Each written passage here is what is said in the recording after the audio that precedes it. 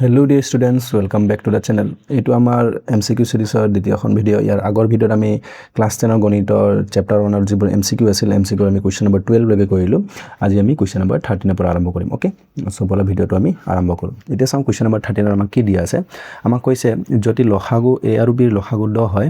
আৰু যত a টো কি হয় b ৰ গুণিতক। ওকে, তেন্তে a আৰু b ৰ মান কি হ'ব পাৰে। তো ইয়াৰ আমাক অপশনে দিয়া আছে কেইটামান অপশন। তো ইয়াৰ আমাক কি বুলি কৈছে a টু b ৰ গুণিতক হয়। সাপোজ আমি b টু কিবা এটা সংখ্যা ধৰি ললো, ধৰা মই b টু ধৰিলো 7।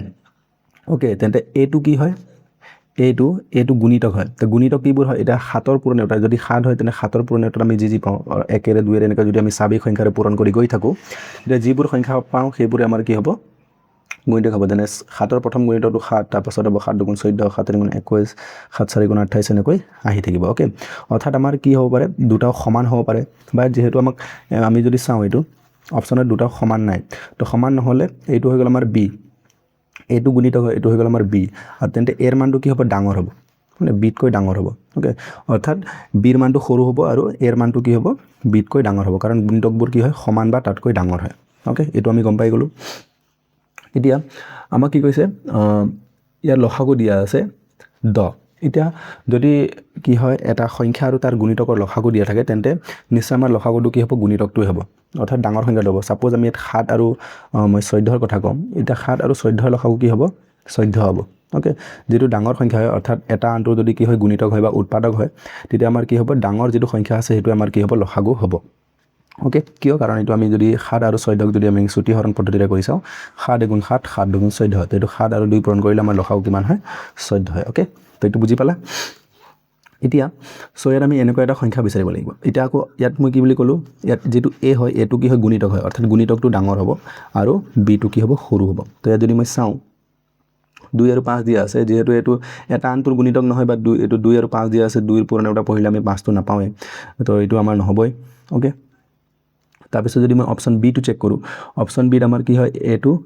ডাঙৰ, ঠিক আছে, আৰু ইফালে b টো কি হয়, সৰু আছে। এইটো যদি মই এইটো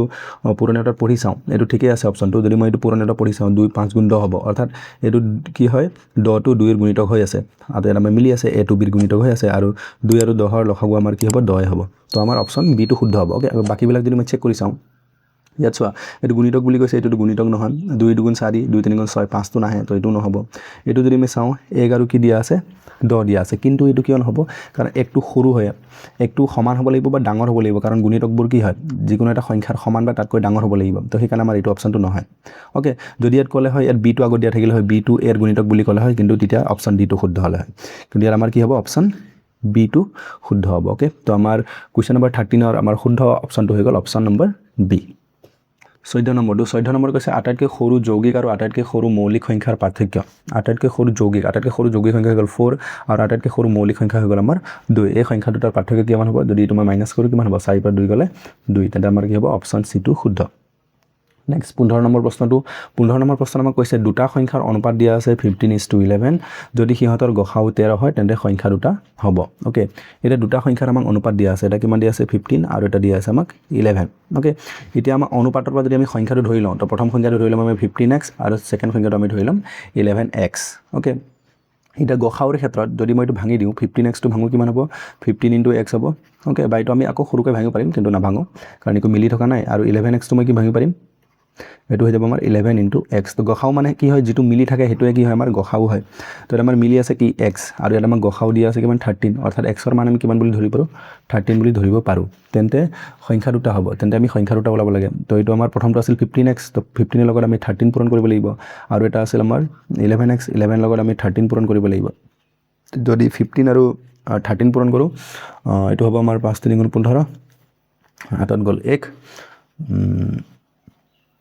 5 3 8, 1 9, তো 1 হ'ব 195। তো 195, আৰু এইটো যদি মই পূৰণ কৰোঁ, এইটো হ'ব আমাৰ 3 4 1 143। তো 195 আৰু 143, 15 আৰু 13 পূৰণ কৰিলে 195, 11 আৰু 13 পূৰণ কৰিলে 143। কিয় হ'ল 15x আৰু 11x, এইটো মই বুজাই দিলোঁ। তো এইটো আমাৰ হ'ব অপশ্যন এইটো শুদ্ধ। ওকে, ইয়াৰ পিছত নেক্সট কুৱেশ্যনটো। ওকে, তো আমাক দিয়া আছে যিকোনো মৌলিক সংখ্যা পি আৰু কিউ ওকে তো মৌলিক সংখ্যা ধৰা দুটা আমাক সংখ্যা দিয়া আছে এটা দিয়া আছে পি আৰু এটা কিউ দিয়া আছে যদি আমি পি স্কয়াৰ কৰো আৰু কিউ স্কয়াৰ কৰো তেন্তে কি হ'ব এই পি আৰু কিউ টো মৌলিক সংখ্যা হ'ব নে যৌগিক সংখ্যা হ'ব নে সহমৌলিক সংখ্যা হ'ব বুলি আমাক সুধিছে তো আমি এইটো পি আৰু কিউ থা যিকোনো এটা মৌলিক সংখ্যা ধৰিলা ধৰা মই 2 ধৰিলো এটো আমাক কি কৰিব দিছে পি স্কয়াৰ কৰিব দিছে তো স্কয়াৰ কৰি দিম স্কয়াৰ কৰিলে কি হ'ব 2 দুগুণ 4 কিউ ধৰা মই ধৰিলো 3 তো 3 টো মই স্কয়াৰ কৰি দিলো 3 3 গুণ 9 এটা চোৱা এটো কি হৈছে আগত 2 আছিল মৌলিক সংখ্যা আছিল কিন্তু এটো 4 হৈ গল তো যৌগিক সংখ্যা হৈছে না মানে হৈছে বিছত যদি মই এই দুটা চাও এইটো যদি মই চাও এটো কিমান আছে 9 এটা 9 টো আমাৰ কি হয় মৌলিক হয় যৌগিক হয় তো যৌগিক হয় তো এটা আমাৰ কি হ'ব পি আৰু কিউ টো আমাৰ কি হ'ব মৌলিক সংখ্যা হ'ব না যৌগিক হ'ব না সহমৌলিক হ'ব বুলি কৈছে আমাক আচ্ছা আমাৰ অপচন দিয়া আছে x y আৰু z তো মৌলিক সংখ্যা থাকিব না তো মৌলিক সংখ্যা নাথাকিব মৌলিক সংখ্যাটো নহয় 4 আৰু 9 টো কি হয় যৌগিক সংখ্যা হয় তো আমাৰ y টো কি হ'ব যৌগিক সংখ্যা এটো শুদ্ধ হয় তাৰ পিছত z সহমৌলিক সংখ্যা আৰু সহমৌলিক সংখ্যা হ'ব নেকি এটা যদি আমি চাও এটো 4 আৰু 9 টো এটা আনটো আমি কাটিব পাৰো নে এটা আনটো হৰণ যায় নে বা ইহঁতৰ সাধাৰণ উৎপাদক আছে নে যেহেতু সাধাৰণ উৎপাদক নাই বা ইহঁতক আমি কাটিব নোৱাৰো হেকাৰণে এটো সহমৌলিক সংখ্যাও হয় অৰ্থাৎ যৌগিক সংখ্যা হ'ব আৰু কি হ'ব সহমৌলিক সংখ্যাও হ'ব অৰ্থাৎ আমাৰ কি হ'ব y আৰু z টো দুটা সত্য হ'ব তো y আৰু z টো আমাৰ কি হয় সত্য হয় এটো HSLC 2025 ত আহিছিল ওকে সো ইয়াৰ পিছত আমি নেক্সট প্ৰশ্নটো চাম তাৰ আমাৰ অপচন 2 হৈ গল আমাৰ অপচন এটো শুদ্ধ নেক্সট প্ৰশ্ন 17 নম্বৰটো কি বুলি কৈছে তলৰ কোনটো এটা পৰিমেয় সংখ্যা এটো একেবাৰে ইজি কোনটো পৰিমেয় সংখ্যা ইয়াত যদি আমি চাও পাই থকাটো অপৰিমেয় ইয়াত √5 √6 আছে কটাকটি না যায় এটো অপৰিমেয় এটো √2 √5 আছে এটো অপৰিমেয় তো নিশ্চয় কি হ'ব অপচন এটো পৰিমেয় হ'ব কাৰণ 3 ৰে আমি 27 কাটি পাৰো 9 ৰ 27 তো √9 হ'ব 9 মানে আমি লিখিব 3 তো এটো হ'ব আমাৰ 1/3 তো আমাৰ অপচন এটো শুদ্ধ অপচন ওকে এটো আমাৰ প্ৰি ফাইনালত আহিছিল উদালগুৰি ডিস্ট্ৰিক্টৰ 2025 চনৰ প্ৰি ফাইনাল ওকে ওকে এটা কোৱেশ্চন নম্বৰ 19 আমাক কি দিয়া আছে 2.35335 বা 2.35 সংখ্যাটো এটা কি হয় যেটো আমাৰ কি হয় দশমিকৰ পিছত ৰিপিট হৈ আছে ৰিপিট হৈ থাকিলে আমাৰ কি হয় পৰিমেয় সংখ্যা হয় ইজি ক্লাস 9 ত পাইছা তোমালোকে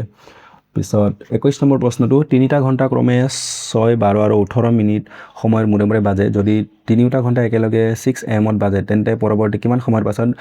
বেলকেটা পুনৰ একেলগে বাজিব তো পুনৰ একেলগে বাজিব এটো জানিবলৈ আমি কি কৰিব লাগে 3টাৰ আমি লসাগু ল'ব লাগে এটো 6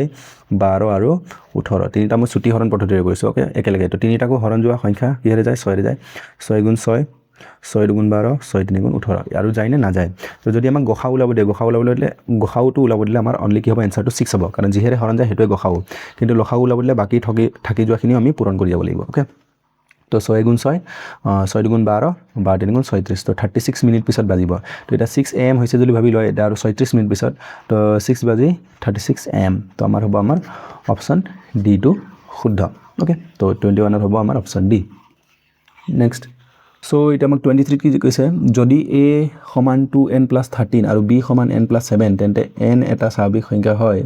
তেন্তে a আৰু b ৰ গখাউ হ'ব তেন্তে a আৰু b ৰ আমাক গখাউ ওলাব দিছে ওকে আমাক a কি দিয়া আছে 2n + 13 আকৌ আমাক দিয়া আছে b দিয়া আছে n + 7 n এটা স্বাভাৱিক সংখ্যা তো n ৰ ঠাইত আমি স্বাভাৱিক সংখ্যা পাতিব পাৰো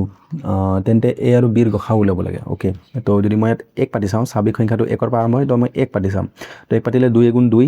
+ 13 2 আৰু 13 যোগ কৰিলে কিমান হ'ব 15 হ'ব ওকে ইয়াত যদি মই চাও 1 পাতিলে কিমান হ'ব 8 হ'ব তো 8 আৰু 15 হৈছে ইহঁতৰ কিবা সাধাৰণ উৎপাদক আছে নে মানে দুইটা এই 8 আৰু 15 আমি একে সংখ্যাৰে কাটিব পাৰো নে নোৱাৰো একো মিলি থকা নাই একো মিলা নাই মানে কি মিলি আছে 1 পূৰণ হৈ আছে 1 পূৰণ হৈ আছে অৰ্থাৎ অনলি 1 মিলি আছে উৎপাদক কি মিলি আছে 1 মিলি আছে আৰু 2 বহাই চাও যদি মই 2 বহাও 2 গুণ 4 4 আৰু 13 যোগ হলে কিমান হ'ব 17 হ'ব ওকে প্ৰথমটো 17 হ'ব যদি ইয়াত মই 2 বহাও তো কিমান হ'ব 7 2 9 এতিয়া ইহঁতৰ মিলিছে নে কিবা নাই মিলা অৰ্থাৎ এনেকৈ মই যদি স্বাভাৱিক সংখ্যা বহাই বহাই গৈ থাকো তেন্তে ইহঁতৰ একো সাধাৰণ উৎপাদক নহব মানে একে সংখ্যাত আমি কাটিব নোৱাৰো অৰ্থাৎ 17ক মই লিখিব পাৰিম 17 পূৰণ 1 আৰু এনেকৈ 9ক লিখিব পাৰিম মই 9 পূৰণ 1 অৰ্থাৎ কি মিলি আছে 1 মিলি আছে যেটো মিলি থাকে এটো আমাৰ কি হ'ব গখাউ হ'ব গখাউ ওলাব দিছে আমাৰ কি হ'ব অপচন বি টো হ'ব ওকে কাৰণ কি হয় এবোৰ সহমৌলিক সংখ্যা হয় এটা আনটোক আমি কাটিব নোৱাৰো বা ইহঁতৰ সাধাৰণ উৎপাদক নাই সেই কাৰণে ইহঁতৰ সদায় আমাৰ কি হয় গখাউ কিমান হ'ব 1 হ'ব ওকে